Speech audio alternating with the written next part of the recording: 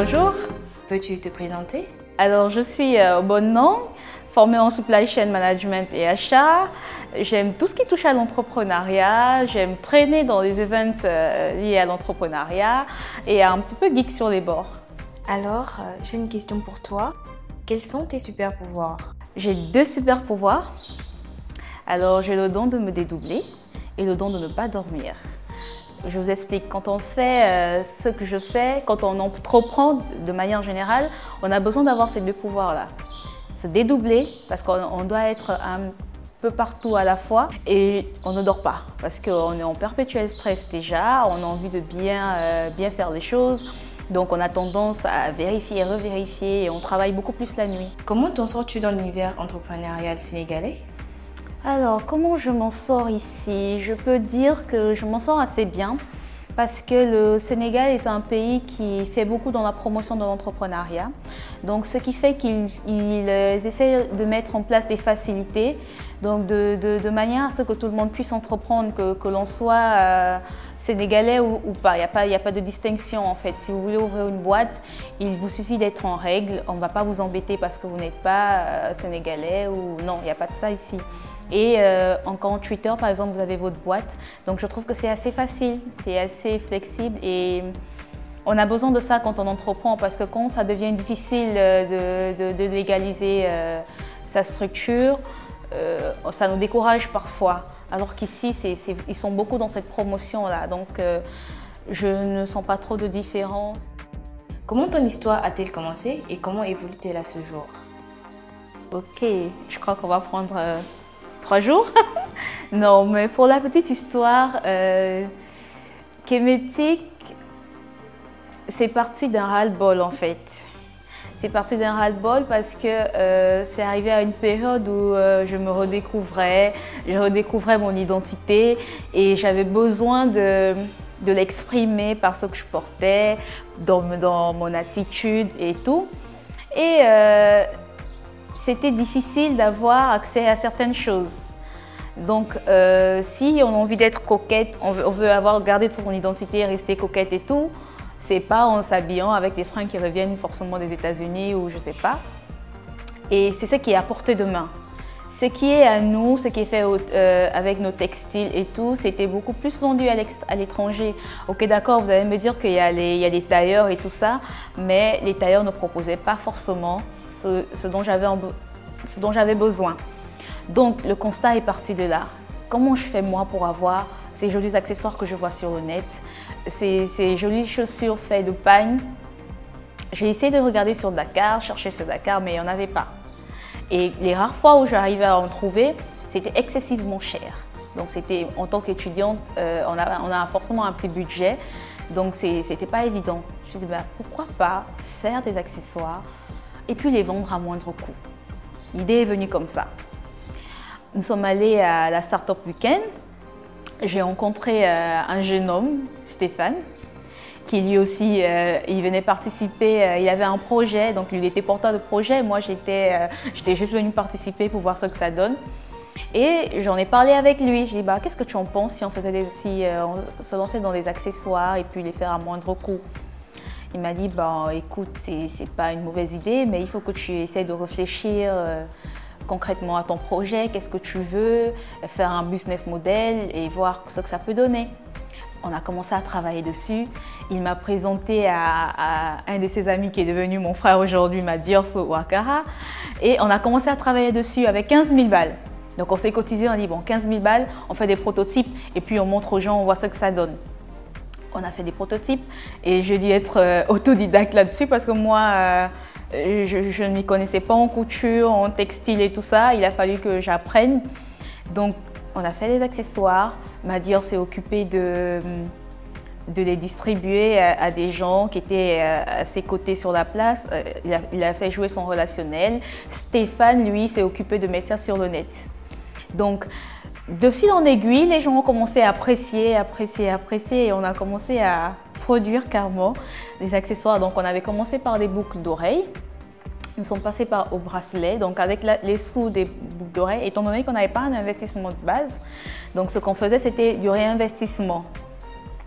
Donc, On est parti des boucles d'oreilles aux bracelets, on est allé aux accessoires cheveux. Une année plus tard, on a fait introduire les chaussures et ensuite les sacs. Maintenant, on essaye de toucher un petit peu les chaussures. Et ça a été ça l'aventure Kemetic dans les débuts. Stéphane a dû aller se concentrer dans son affaire à lui, Sama Event. Madior aussi, il a dû devoir se concentrer autant pour moi dans ses affaires. Donc, du coup, je me suis retrouvée à gérer Kemetic. Et voilà, donc tout à l'heure, je vous ai dit que mes super pouvoirs, c'était ne pas dormir et me dédoubler. On est obligé de ne pas dormir parce que si on a une commande, on doit livrer ça en fin de semaine, on bosse seul, je vous assure que vous n'allez pas dormir. La notion de sommeil, vous ne la connaissez plus. Vous allez bosser toute la nuit, quitte à faire exploser vos yeux. Parfois, j'avais l'impression que mes yeux allaient exploser tellement je manquais de sommeil.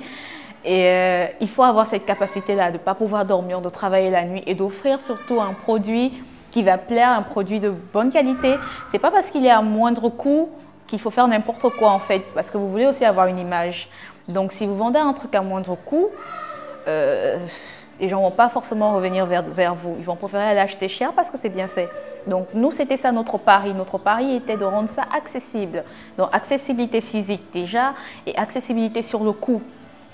Et on a beaucoup joué sur ça, donc il fallait bosser dur. Il fallait se dédoubler parce que quand on a fait introduire les chaussures, on ne pouvait pas faire les chaussures nous-mêmes. Je ne suis pas une formation de cordonnier. À la base, je suis supply chain manager, je ne m'y connais pas en chaussures du tout. Donc, il fallait forcément voir un spécialiste. Alors, on a vu un cordonnier, deux cordonniers, parce que je vous assure que c'est assez difficile de travailler avec des gens qui sont dans l'artisanat. Ils n'ont pas la notion du temps. Eux, ils n'ont pas beaucoup la notion. C'est-à-dire que vous lui passez une commande, j'ai besoin de ça dans un mois. Il te dit, ben oui, je vais le faire, c'est tranquille. Mais vous revenez 2 mois après, la commande n'est pas là. Donc, vous êtes obligé de vous dédoubler. Être chez vous à confectionner les accessoires qui vont être assortis aux chaussures et être en même temps chez le cordonnier tous les jours, avoir l'évolution. Parce que si vous ne faites pas ça, vous allez avoir vos accessoires, vos chaussures dans 6 mois, alors que vous devez livrer aux clients. Et malheureusement, il nous est arrivé de devoir rembourser à des clients. Ce n'est pas très agréable. Pour l'image de la boîte et même pour nous-mêmes, ce n'est pas très agréable. Et ce que je dis souvent aux cordonniers avec lesquels je travaille, c'est que votre incompétence nous rend nous incompétents. Parce que le client ne vous voit pas, il ne voit que nous. Donc si nous, on ne livre pas à temps, ça nous rend incompétents. Donc il faut avoir ce super pouvoir-là de se dédoubler, aller chez les cordonniers, être chez vous dans votre atelier. Et voilà, donc on a commencé à se diversifier aussi dans nos textiles. Je vais vous montrer un peu, vous voyez cette chaussure par exemple, on a ajouté du raffia, donc il y a du wax et il y a du raffia. Donc il fallait aussi sortir ce côté un petit peu original de la chose, donc ne pas faire du basique, non du basique. Donc voilà, c'est un petit peu ça, et on est toujours dans ce défi-là d'apporter de nouvelles choses, de voir aussi ce que la concurrence fait parce que c'est important, ne pas copier sur la concurrence, mais être, comment dire, avoir les infos nécessaires pour prendre ça en compte quand on va faire sortir une nouvelle collection, quand on fait sortir une nouvelle ligne, avoir les avis des consommateurs parce qu'après tout, on fait ça pour eux. On ne fait pas ça pour nous. Donc, c'est un peu ça. On ne dort pas, il faut se dédoubler et il faut innover. Parce que si on n'innove pas, on fait comme tout le monde, ça ressemble à ce que tout le monde fait. Les gens, ils ne s'intéressent pas beaucoup à ça, en fait. Alors, quelles sont tes perspectives et de quoi as-tu besoin? De quoi ai-je besoin? J'ai besoin d'argent. J'ai besoin d'argent pour pouvoir contenter ce marché qui s'agrandit de jour en jour. Ce que je ne vous ai pas dit, c'est qu'on est maintenant présent aux Antilles et en Guadeloupe. On est présent au Gabon, au Sénégal bien évidemment parce que l'aventure a commencé au Sénégal. Nous avons de la demande du côté des États-Unis, mais malheureusement on ne peut pas suivre. C'est-à-dire qu'on a des clients, on a de la demande, mais notre stock est insuffisant parce qu'on n'a pas un investissement, on n'a pas eu un investissement assez solide, on n'a pas eu un investissement qui nous permet en fait de suivre maintenant les besoins de nos clients. Donc ce dont nous on a besoin, c'est d'un investissement qui nous permet d'assurer nos livraisons au moins pendant 2 ans. Donc pendant 2 ans, on est sûr que on pourra satisfaire notre clientèle. Donc nos projets d'avenir, d'ici mars 2015, on compte ouvrir 2 boutiques simultanément à Dakar et à Libreville. Donc nous sommes déjà sur ça, nous sommes en train de travailler sur ça, voir tout ce dont on a besoin pour l'ouverture de ces 2 boutiques.